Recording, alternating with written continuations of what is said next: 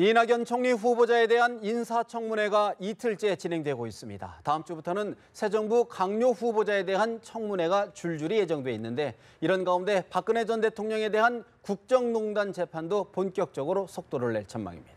김영주 전 더불어민주당 의원, 장성호 건국대 교수, 김광삼 변호사 세 분 모셨습니다. 어서 오십시오. 네, 안녕하세요. 먼저 문재인 대통령이 올해 청와대 비서실의 특수활동비를 42% 줄이기로 했습니다. 절감된 비용은 일자리 창출 등에 쓰이기로 했다라고 했는데 김 의원님, 정부 부처의 특수활동비 그동안 여러저러 말들이 있었는데 본격적인 개혁을 예고한 거다 이렇게 봐도 될까요? 그렇습니다. 최근에 법무부 돈봉투 사건이 있었고요. 실제적으로 국방부나 국정원, 법무부가 쓴 예산만 해도 8,900여 원이 사실은 아무런 무슨 증빙 서류 없이 해서 깜깜이 예산이다 이렇게 많은 비판이 될 수 있는데 공식적으로 청와대의 특수활동비는 한 266억 정도 됩니다. 네. 남아있는 돈이 지금 이제 126억인데 그중에 대통령께서 한 53억을 절감하겠다. 개인적으로 쓴 돈은 개인이 내겠다. 이렇게 얘기를 하면서 이렇게 그동안의 국민의 세금들이 아무런 증빙서류 없이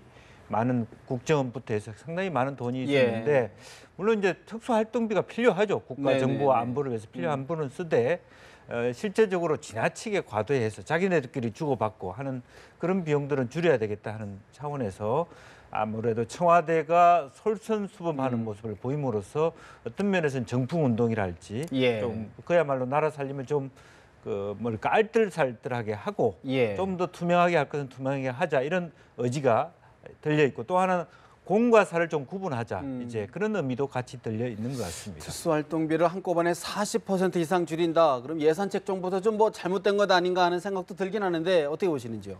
무조건 많이 줄인다고 저는 좋다고 생각하지는 않습니다. 다만 대통령께서 이렇게 하는 것은 본인이 솔선수범해서 국민의 혈세 낭비를 막아보겠다. 사실은 특수활동비는 사실은 보이지 않는 그렇게 해서 또 보이지 않는 부분으로 새는 부분도 또 있지 않겠습니까? 네. 그런 차원에서 계속 역대 정부마다 이것이 국회에서도 상당히 논쟁이 됐는데 논쟁만 될 뿐이지 이거에 대한 구체적으로 감축이라든가 이런 것은 아직까지 없었다.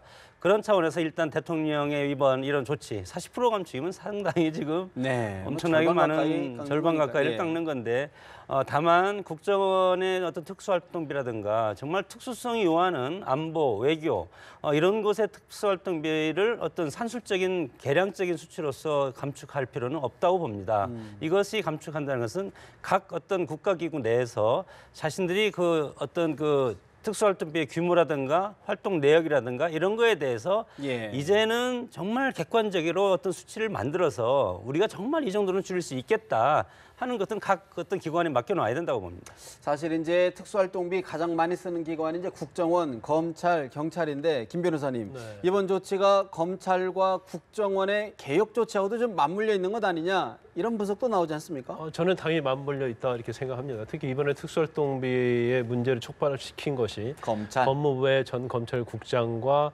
서울중앙지검의 지검장이 어떤 회의를 통해서 이게 촉발이 됐는데요.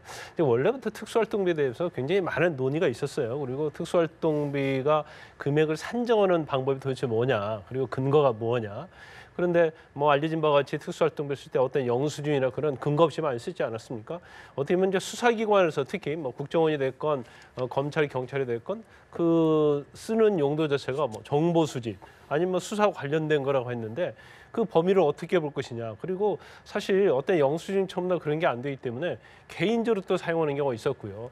또 우리 김 의원이 계시지만 또 국회에서 그전에도 홍준표 의원이 원내대표 할 때 그리고 특수활동비를 생활비를 써가지고 이런 여러 가지 문제점을 노출하지 않았습니까? 그리고 대한민국 전체 특수활동비가 거의 뭐 1조 가까이 된다고 하니까 이 부분에 대해서 현실적으로 컨트롤을 잘하고 절감을 잘하면 굉장히 예산에 있어서도 절감을 할 수 있고 그 돈을 정말 다른 곳에 쓸 수 있는 그런 상황이기 때문에 문재인 대통령이 어떤 저런 솔선수범하는 저런 모습 자체가 결국 강요를 하는 게 아니고 본인이 솔선수범하면서 다른 부처에서 다 따르게 하는 그런 굉장히 좋은 방법이다 봅니다. 정부기관의 투명성 제고에 어쨌든 역할을 하겠다 그런 의지가 읽히는데요. 문재인 대통령 오늘 국가인권위원회의 위상도 강화하기로 했습니다. 대통령의 특별보고도 부활시키겠다라고 이야기를 했는데 조국 민정수석의 이야기를 좀 들어보실까요?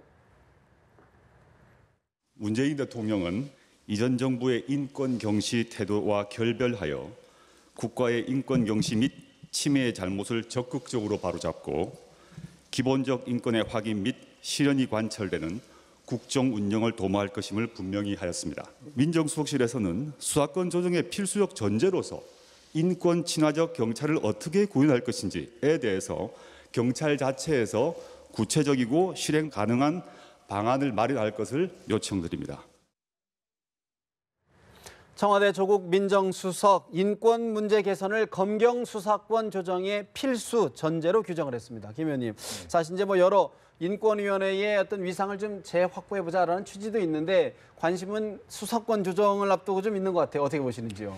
예, 기본적으로 그동안에 한 10여 년 동안 특히 최근에 이제 박근혜 정부 동안에서 한국의 인권 사항들이 인권위원회 위상도 그렇고 또 사실은 인권위원장의 어떤 직위에 관련된 많은 논란이 있었습니다. 그러다 보니까 실제로 국가 전체의 인권의 수준이라고 하는 것이 많이 경시되어 있고 또 그런데 많은 권고들을 대통령이 무시해왔다 이런 부분이 있었기 때문에 정상화한다는 차원에서 인권위의 권고는 그게 무슨 국제적 수준에서 노동에 대한 것이든 기본 인권에 대한 전반적인 어떤 사회 문제에 대한 다시 한번 환기가 필요하다는 부분이 있고 또 민정수석이 얘기한 것처럼 결과적으로 인권과 경찰의 문제를 연동시켜서 말하자면 검경 수사권의 그런 균형을 잡아가는 데 있어서 이것을 기본 베이스멘트로 깔겠다라고 하는 부분이 있고 또 한편으로 보면 사실은 너무 지나치게 비대칭적으로 경찰이 검찰에 비해서 권한이 축소된 부분에 대해서 균형 잡힌 어떤 밸런스를 하기 위한 논의의 첫 단추를 그렇게 풀기 위한 자락을 깔았다 그렇게 보여집니다. 사실 이제 수사권 조정 문제를 이제 이야기를 하다 보니까 검찰 입장에서는 또 불만이 있을 수도 있을 것 같은데 우리 김 변호사님 어떻게 보시는지요? 근데 인권위원회를 이제 강화하겠다 그런 취지라서 이제 주는 제가 볼 때는 인권에 관한 문제라고 봐요. 그래서 가장 중요한 문재인 정부에서는 이제까지 어떤 전 정권에서 인권이 굉장히 무시되고 특히 인권위에서 권고한 것들이 잘 지켜지지 않았거든요. 특히 가장 대표적인 애가 바로 구금시설. 그런 경우에 굉장히 관행적으로 많이 인권을 유린하는 사태가 일어나고 그러고 나서 인권위에 제소되는 그러한 내용들을 보면 대부분이 구금시설과 관련된 부분이 굉장히 많아요. 그리고 사실 남녀평등, 그러니까 어떤 공공기관이 됐건 아니면 회사 내에서 남녀평등에서 어떤 성차별, 그것도 사실은 인권의 한 문제라서 인권위에서 권고를 계속 하는데 인권위의 권고 자체가 법적 구속력이 없어요. 말 그대로 권고. 그렇죠. 그렇기 때문에 뭐 참조를 하겠다고 하지만 결국은 이걸 받아들이지 않는 경우가 있다고 한다면 결국 인권위의 존재가 있을 이유가 없다는 거 보고 또 그 부분에 대해서 어떤 현실성에 대해서 굉장히 좀 잘 파악을 하고 있다 이제 그런 생각이 들고요. 그다음에 오늘 이제 그 부분에 있어서 일부에 어떤 인권 친화적인 경찰이 안 되고 어떻게 수사권 조정을 얘기하겠느냐. 그 말 자체는 사실은 이제까지 수사권 조정에 대해서 전 정부부터 계속 말이 있어 왔지만 그게 이루어지지 않았거든요. 그리고 검찰에서 주로 수사권 조정과 관련해서 이제 경찰에 대해서 좀 인권에 있어서 굉장히 사각지대인 것처럼 그런 말을 많이 해왔기 때문에 결국 인권을 얘기하면서 또 인권의 가장 사각지대인 것이 뭐 유치장이랄지 수사 과정이거든요. 그래서 경찰 수사권에 관한 조정에 관한 문제를 말하기에 앞서서 인권부터 정립을 해라. 그리고 나서 말하자 이제 그런 말이기 때문에 아마 경찰 측에서는 이 인권에 대해서 일단은 수사권 조정말을 꺼내기 전에 이미 인권에 대해서 어떻게 할 것인가에 대해서 아마 재빠르게 어떤 대책을 수립해서 그걸 아마 보고할 것이다 이렇게 봅니다. 전체적인 취지는 좋은데요, 장 교수님. 사실 일각에서는 이게 지금 대통령 독립기구인데 대통령이 지시로 하는 것은 또 절차적인 문제가 또 있는 것 아니냐는 일각의 우려도 있거든요. 어떻게 보십니까? 대통령의 의미는 여기에서 지시라고 해서 간섭하는 것이 아니고 본래 기능을 확립을 해달라 그런 뜻으로 저는 뭐 해석을 해야 된다고 봅니다. 인권이라는 것은 결국은 민주주의의 핵심 가치 아니겠습니까? 물론 이것을 떠받들기 위해서 자유평등이 있고 그리고 제도적으로는 법치라는 법과 법률로서 이것이 유지되는 것이 민주주의의 어떤 인권인데 그러나 이것이 우리가 인권의 사각지대가 지금 보시다시피 상당히 많지 않습니까? 그 사각지대에 있는 반인권적인 실태를 뽑아내서 이것을 개선하라 이런 뜻이고 특히 조국 민정수석이 우리 인권위원회가 생긴 것이 2001년인데 조국 민정수석이 비상임위원으로 2007년부터 아마 비상임위원으로 인권위에 근무를 했었을 겁니다. 그렇기 때문에 오히려 지금 조국 실태를 잘할 것이다. 민정수석이 이거에 대한 실태를 잘 알기 때문에 물론 대통령이 지시했지만 그 수석으로서 대통령한테 이런 여러 가지 문제점에 대해서 보고를 했지 않았나 그런 뭐 상상력. 문재인 대통령 여러 가지 이제 개혁 조치를 착착 밟아가고 있는데 어제는 집무실에 일자리 상황판을 설치했습니다. 직접적으로 챙기겠다라는 의지를 보여준 건데요. 여러 가지 또 평가도 여러 가지가 있는 것 같은데 우원식 원내대표 이야기를 좀 들어보실까요? 어제 문재인 대통령께서 집무실에 일자리 상황판을 설치하고 일자리를 직접 챙기겠다는 의지를 거듭 보여주셨습니다. 공공부문 비정규직 제로 기조를 발표하고 이를 마중물로 삼아서 민간 영역으로 확대하겠다는 정책 방향이 대기업들의 정규직화 흐름으로 이어지고 있습니다. 일자리 상황판이 보여주기식이 되지 않으려면 구체적인 대책 마련이 필요하고 일자리 적폐도 하루빨리 청산되어야 할 것입니다. 민주당 우원식 원내대표 문재인 대통령의 일자리 챙기기 평가하면서도 보여주기식으로 흘러서는 안 된다. 우려의 목소리도 전달했는데 김 의원님 어떻게 보십니까? 사실 이 부분에 대해선 실제로 이제 뭐 공공부문까지는 뭐 충분히 그 말하자면 수요롭 방식에 있어서 정부가 세금을 가지고 양극화를 해소하는 어떤 지렛대로 사용할 수 있다는 것인데 이런 부분에 충격요법을 통해서 억지로 대기업에 대하여 일자리를 더 만들어내라라고 하는 것은 사실은 자유시장 경제에 반하는 얘기일 수도 있고요. 예. 국가가 말하자면 자유시장 경제에 개입하는 강한 어떤 강제적 지시로 느껴질 수 있는 그런 부분이 있을 수 있겠습니다. 그럼에도 불구하고 현재 각 대기업들이 어떤 자기 자본을 굉장히 많이 갖고 있지 않습니까? 그래서 충분히 그런 어떤 선순환적인 국가 스스로가 기업이 활동을 하는 데 있어서 뒷받침을 해주고요. 대기업과 중소기업 간의 활성화를 통해서 자연스럽게 일자리를 만들어가고 예. 다만 정부는 그동안에 공약으로 삼았던 공공부문에 대한 비정규직을 정규직화한다든지 공식적인 틀로서 할 수 있는 그런 일들을 하면 좋을 것 같고 또 어제 사실은 뭐 이용섭 부위원장이 해프닝도 있었습니다만은 뭐 노무현 정부 했다가 문재인 정부로 했다는 그런 부분도 있고 또 대통령께서도 과거에 민정수석실에 있었던 원탁을 이렇게 깔므로써 네. 앞으로 위아래가 없는 수평적인 논의를 하겠다는데 리더십. 어쨌든 기본적으로는 본인이 일성으로 일자리에 대한 얘기를 한 만큼 매일매일 체크하겠다 하는 예. 의지 또 그러면서 열심히 정부가 일을 할 테니까 민간도 협조해달라 이런 부분들은 뭐 우선은 좋은 시선으로 봐주는 게 좋을 것 같다는 생각이 듭니다. 기업들도 상당히 이제 긴장하고 있다. 과연 정부 정책이 어떻게 호응할지 굉장히 좀 긴장을 하고 있다는 분위기인데 경험칙상으로는 사실 수치를 내기 시작하면 또 이거를 뭐 이렇게 조작하거나 뭐 이렇게 좀 부풀리거나 이런 일들이 좀 없었던 게 아니었거든요. 어떻게 보시는지요? 일자리 상황판이라는 것은 대통령이 강한 의지를 상징적으로 보여주는 것 아니겠습니까? 대통령은 말과 행동으로서 통치하고 이끌어가는 건데 가까이는 참모들 그리고 멀리는 기업들 해서 정부의 일자리 창출에 관한 정책에 적극 참여해달라.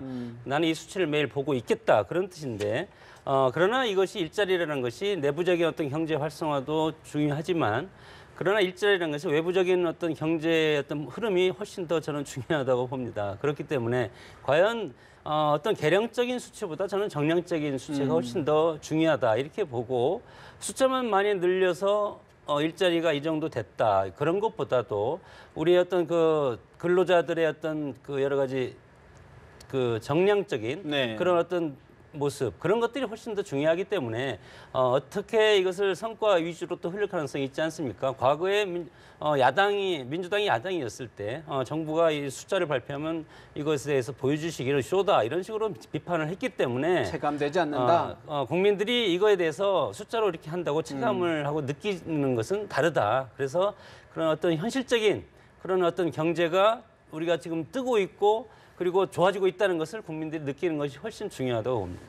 그 문재인 정부에서 이제 경제 정책에서 제일 중요한 것은 뭐 일자리를 시작해서 일자리로 끝난다 이런 얘기를 하고 있잖아요. 그럴 만큼 일자리를 최우선 국정 과제로 삼겠다는 거 아니겠습니까? 더구나 1호 업무 지시가 일자리 위원회였고 또 위원회 위원장도 대통령 직접 맡았단 말이에요. 이제 네. 그 정도로 일자리에 관심을 가져겠다는 취지인데 아까 우원식 원내대표가 얘기했던 것처럼 이게 보여주시기 어떤 상황판이 되면 안 된다는 거죠. 그러면 일자리 부분에 있어서는 문재인 대통령 어떤 공약사항이 이제 공공 부분에서 81만 일자리 그 부분은 이제 정부에서 충분히 할 수 있는 뭐 그런 상황일 것 같아요. 예산이 뒷받침이 된다고 한다면. 그런데 일자리의 전제적인 것은 결국 기업의 활성화 아니겠습니까? 그래서 뭐 중소기업이랄지 아니면 이제 벤처기업들이 어떻게 스타트업 기업을 할 수 있는지 그리고 근본적으로는 일자리 숫자가 중요하지만 일자리를 늘릴 수 있는 기반을 어떻게 정부가 마련해 주느냐. 그건 결국 경제 정책에 관한 거라고 봅니다. 그래서 이제 제일 중요한 것 중에 뭐 최근에 대두되는 4차 산업 또 뭐 벤처기업 이런 부분이 활성화되려고 하면 일단 규제를 좀 많이 풀어야 할 것 같아요. 그래서 단지 일자리의 어떤 숫자를 늘리는 게 중요한 게 아니고 어떤 기반적인 것을 어떻게 토대를 마련해 주느냐 이게 바로 문재인 정부의 과제다 이렇게 봅니다. 사실 이제 규제 개혁 말씀 주신 규제 개혁 또 이제 노동 개혁도 좀 아울러 돼야 이게 좀 효과가 더 커지는 것 아니냐는 시각이 있거든요. 어떻게 보시는지? 네. 우선은 뭐 정부 스스로가 공공기업에 대한 어떤 성과연봉제라든지 그런 것들에 대한 부조리를 없애고 또 노동 부분에 대해서 여러 가지 어떤 좀 더 넓은 의미에서 사회적 대타협 일자리위원회라든지 이걸 통해서 있어야 될 것 같고요. 유연성과 말하면 그 기본적으로 어떤 노동자들을 말하자면 사회보장적인 측면에서 좀 더 높이고 그러면서도 좀 유연하게 또 고용이 될 수 있도록 그래서 기업에게도 좀 순통을 해주는 이제 그런 선순환적인 조치가 필요할 것 같고 방금 우리 변호사님께서 말씀하신 것처럼 중소벤처기업부 같은 걸 만들어서 어쨌든 모태펀드라든지 새로운 펀드를 통해서 창업을 활성화하고 또 그것이 죽음의 계곡에 빠져드는 것이 아니라 쭉 지속적으로 정부가 1, 2년 말하자면 뒷받침하다 그다음에 끊어버리는 것이 아니라 실질적으로 하나의 중국이나 다른 이스라엘 사례처럼 정말로 하나의 창업 붐이 일어나서 4차 산업혁명과 더불어서 새로운 어떤 성장 동력이 될 수 있도록 이끌어가야 될 것 같습니다. 그런가 하면 오늘 박근혜 전 대통령에 대한 두 번째 공판이 열렸습니다. 오늘은 증거조사를 놓고 검찰과 변호인 측이 강하게 맞부딪혔다고 하는데요. 변호사님, 사실 이제 이게 증거조사를 놓고 검찰하고 변호인 측이 강하게 맞붙는 이유가 어디에서 있는 건가요, 이게? 일단 오늘 사실은 서면 조사를 할 때는요. 이제 서면 재판 기록에 대한 증거 인부를 하는 건데 그럴 때는 그 사실은 굉장히 서로 논쟁의 여지가 없어요. 왜냐하면 재판 기록 보여주고 채택할 거냐? 거기에 말조해서 동의할 거냐, 부동의할 거냐 이제 그런 식으로 하면 되는데 아마 굉장히 기싸움이 좀 많이 있는 것 같아요. 그래서 어떤 사소한 걸 놔두고라서 그 부분에 대해서도 어떤 공개의 범위랄지 그다음에 기록 자체에 있어서 어떤 그전에도 여러 가지 문제가 됐었죠. 굉장히 검찰에서 기록을 복사하는데 협조를 않는다랄지 그런데 이제 그런 부분 상당히 기싸움적인 요소가 강하다고 봐요. 그래서 증거 기록 중에서 제일 중요한 것이 이제 박근혜 전 대통령 측에서는 박근혜 전 대통령에게 굉장히 불리하게 진술한 사람들의 진술 그게 굉장히 중요하거든요. 그래야지 법정에 세워서 반대 신문에서 탄핵을 해야 하는데 또 압수한 어떤 그 물적 증거들이 있거든요. 그러한 부분에 있어서 어떤 좀 사소한 부분 갖고도 굉장히 대립을 하고 있는 것 같아요. 가능성이 있다. 그런 가운데요, 김 변호사님. 사실 오늘 이제 최순실 씨의 딸 정유라 씨가 덴마크에서 체포된 지 144일 만에 이제 송환하겠다, 귀국하겠다는 의사를 밝혔거든요. 어떤 의미에 왜 갑자기 이런 심경 변화가 있었을까요? 그런데 여러 가지 의미가 있다고 해석할 수 있는데 첫 번째는 부금이 장기화되지 않습니까? 그래서 덴마크에 있는 것도 굉장히 힘들 거예요. 그리고 만약에 국내에서 구속이 돼서 수감이 되어 있다고 한다면 구속된 그 일자가 산입이 되죠. 그렇죠. 산입이 돼서 공제가 되는데 이제 그 부분도 좀 안 되고 있다고 볼 수 있고요. 그다음에 두 번째는 지금 국정농단과 관련된 사건들이 재판에서 상당히 마무리가 됐거든요. 그래서 처음에부터 들어왔다고 한다면 이제까지 구속돼 있었을 겁니다. 그런데 마무리가 됐기 때문에 지금 한 달 후에 들어오면 거의 다 마무리가 되거든요. 그래서 그때 재판을 받으면 시간적으로 좀 짧게 구치소에 있더라 하더라도 짧을 것이라 생각하는 거하고 그다음에 세 번째는 지금 들어와서 검찰에서 구속하겠다 안 하겠다 말을 해줄 수가 없는 상황이죠. 그런데 사실 어떤 법조의 관행은 모녀지간을 구속하는 경우가 많지 않거든요. 더군다나 주도적인 건 최순실 씨가 했기 때문에 적어도 정유라 씨에 대해서는 자녀도 있고 어린 자녀도 있고 하기 때문에 이제 불구속도 할 가능성이 기대성도 상당히 크기 때문에 지금쯤은 들어와도 제일 유리한 시점이다 이렇게 판단하고 있을 수 있는 거죠. 장 교수님, 사실 이제 들어오면 이제 이대 비리 입시 부분이라든가 또 삼성 뇌물, 뭐 말 구입 뭐 등등 여러 가지가 있는데 어떤 부분들이 가장 쟁점으로 떠오를까요? 정유라 씨가 귀국하게 된다면 이대 비리와 그리고 말 구입 그 두 가지가 핵심적인 것이 되겠는데 이미 이거에 대해서는 충분히 언론을 통해서 다 공개됐고 검찰이 조사한 내용까지 이미 다 공부를 하고 들어오는 것이기 때문에 그리고 변호사와 지금 충분히 이거에 대해서 지금 공부를 하고 준비를 하고 있지 않겠습니까? 예. 그렇기 때문에 기왕에 나왔던 여러 가지 사안들 그 이상 이하도 아닐 것이다. 그래서 검찰로서는 물론 들어오면 사법 처리는 하려고 하겠지만 그러나 정유라 씨한테 더 이상 받아낼 진술은 저는 새로운 진술은 나올 없지 가능성? 않을까 그렇게 봅니다. 사실 일각에서는 이번 정유라 씨의 귀국이 검찰 또 현 정부의 재수사 가능성에 단초가 될 수 있다 이런 관측까지 나오는데 김 의원님 어떻게 보시는지요? 글쎄 추가적인 어떤 진술이나 이런 것들이 혹시 나올 수 있으면 그런 데 대한 단초가 될 수 있습니다만 지금 말씀하신 대로 수사 그 재판도 상당히 많이 진행이 된 상태에서 정유라 씨가 어떤 주도적으로 새로운 사실을 가지고 어떤 쟁점화될 가능성은 별로 많지는 않을 거라고 보이시고 대충 그런 부분에 어떤 변호인 간의 어떤 소통이 좀 있지 않았겠습니까? 대충 흐름이 잡혀가고 있고 또 이재용 부회장에 대한 부분도 얼추 나름대로 판단들이 와 있기 때문에 실제로 정유라 씨가 갖고 있는 기본적인 말하자면 이대 입세 비리라든지 여러 가지 어떤 제3자 뇌물죄가 되나요? 어떻게 보면 그 승마에 대한 혜택을 받았다든지 이런 부분에 대해서는 아주 있는 그대로만 자기가 재판을 받아서 승복하면 되는 것이기 때문에 그것이 말하자면 미리 들어와 있지 않은 상태에 이중으로 자기가 감방 생활을 할 이유가 없을 부분이 있죠. 그런 부분들이 있을 거라고. 김 변호사님 전문가 입장에서는 어떻게 보십니까? 새로운 어떤 쟁점, 진술 좀 나올 수 있을까요? 원래 그 노승일 부장이 그런 말 했잖아요. 좀 럭비공 같다. 그래서 사실 초기에 들어왔으면요. 아마 우리가 생각하지 못했던 말들을 많이 했을 거예요. 그런데 시간이 지나면서 이미 준비가 많이 돼 있을 거라고 봅니다. 특히 덴마크에서 기자들과 인터뷰한 내용 보면 학교와 관련된 부분은 엄마가 다 알아서 하고 더군다나 삼성과 관련된 부분에 있어서 자기가 사인을 했는데 포스트잇으로 중요한 부분을 다 가려둔 상태에서 사인했다고 하잖아요. 그게 굉장히 중요한 의미거든요. 이것은 어떤 자기와 관련된 사건에 있어서 비껴가겠다는 취지이기 때문에 이제는 그런 부분에서 완전하게 본인이 터득을 하고 또 언론을 통해서 내용을 다 알고 있기 때문에 결국 들어와도 덴마크에서 기자들과 인터뷰한 내용 범위 안에서 진술할 가능성이 크다고 봅니다. 사실 이제 고도의 어떤 법률적 전략 판단이 깔렸다라는 것이 이제 세 분의 전반적인 평가인데 정치권 이야기를 좀 해볼까요? 이낙연 총리 후보자에 대한 인사청문회가 이틀째 열리고 있습니다. 야권, 오늘 이 후보자 부인의 그림이 대작이다, 누가 대신 그려줬다 이런 의혹을 제기를 했거든요. 굉장히 설전이 강했는데 김 의원님 어떻게 보시는지요? 근데 그거는 제가 알 수가 없죠. 그런데 이분이 원래 미술 선생님 아니었습니까? 부인이. 예. 그렇다면 가령 예를 들어서 이런 경우는 있을 수 있죠. 잘 나가는 정치인들의 위세가들의 부인이 그냥 취미생활로 하는 그림을 말하자면 거의 뇌물인 거죠. 그림을 아주 예술적 가치도 없는데 사줬다. 그렇다면 문제가 심각한 거죠. 그런데 제가 봤을 때는 물론 그 진위는 알 수 없으나 기본적으로 이분은 위장 전입의 내용에도 보면 미술 교사로 하다가 강남으로 이전하고 싶어서 했다. 그럼 기본적인 미술적인 소질은 있다고 봐야 됩니다.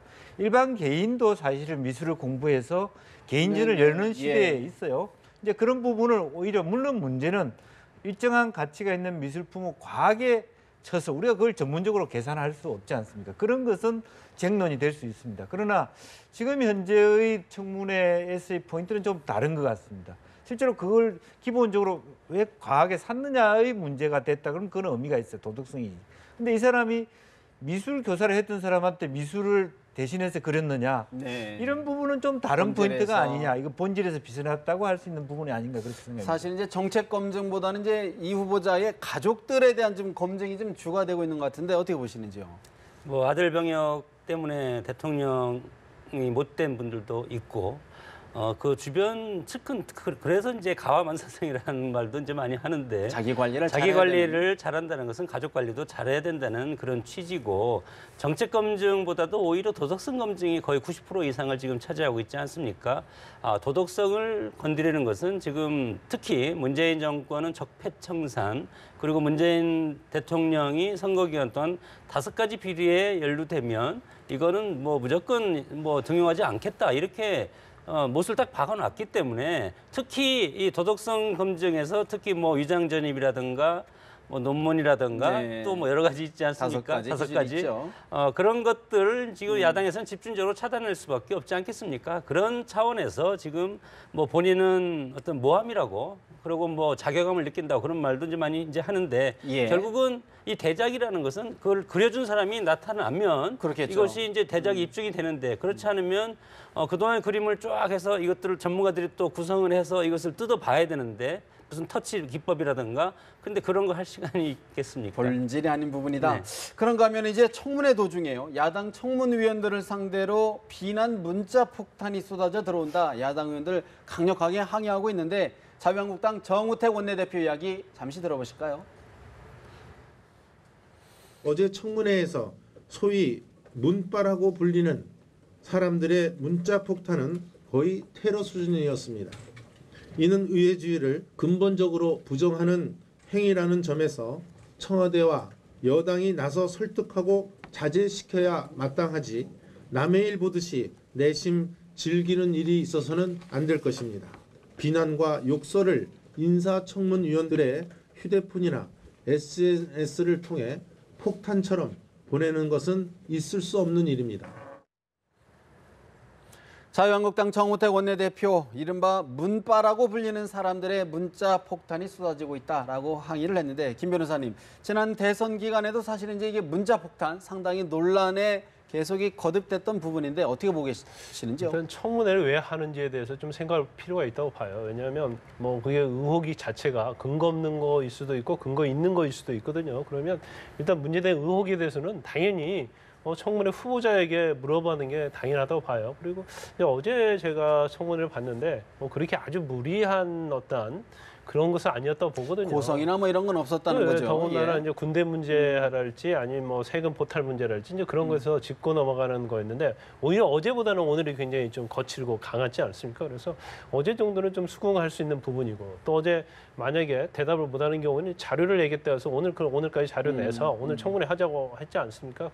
그렇기 때문에 아무리 이낙연 후보자가 뭐 한치의 오점도 없는 후보자를 할지라도 사실은 청문회 해야 하는 거예요. 네. 그리고 발목 잡기 청문회가 돼서는 안 되지만 맹탕 청문회 돼서는 안 되거든요. 그래서 오히려 이러한 이낙연 후보자에 대해서 철저하게 인사 검증을 하고 그다음에 인사청문회 통과해서 인준 동의를 받는 것이 사실은 문재인 대통령이 앞으로 정치 그리고 정부를 이끌어가는 데서 도움이 되거든요. 거기에 문자 폭탄을 그렇게 좀 나름대로 하고 있는데도 야당 의원들에게 문자 폭탄을 보내는 건 어떻게 보시는지요?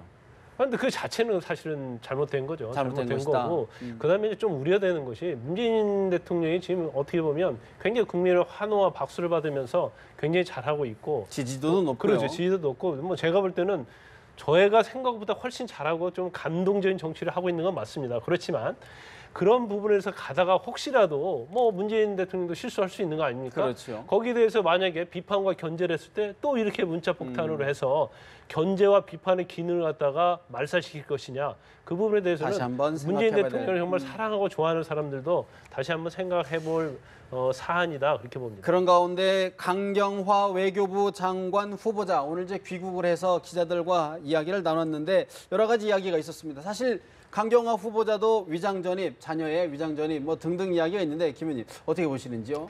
예, 이제 그런 부분이 있죠. 그런데 이미 이제 과거와 다르게 이미 그런 사실을 먼저 이렇게 이런 문제가 있었다라고 함으로써 대통령께서 그러한 자기 선언 원칙을 위배해 가면서까지 실제적으로 우리나라 그 외교부의 위상을 높이겠다, 국제적으로 또 인도주의적 관점에서 하겠다라고 하는 것은 앞으로 본인도 스스로 와서 어떤 그 청문회를 준비하면서 답변을 하면서 그 문제를 뭐 해명하겠다 이렇게 한 예. 만큼 좀 기다려봐야 될 부분이라고 보여집니다. 어떻게 보십니까? 뭐 대북 인도주의 지원도 필요하다. 또 위장전입 부분들은 좀 소상히 청문회에서 밝히겠다 이런 취지를 했는데 강경화 후보자에 대한 전망 어떻게 보시는지요?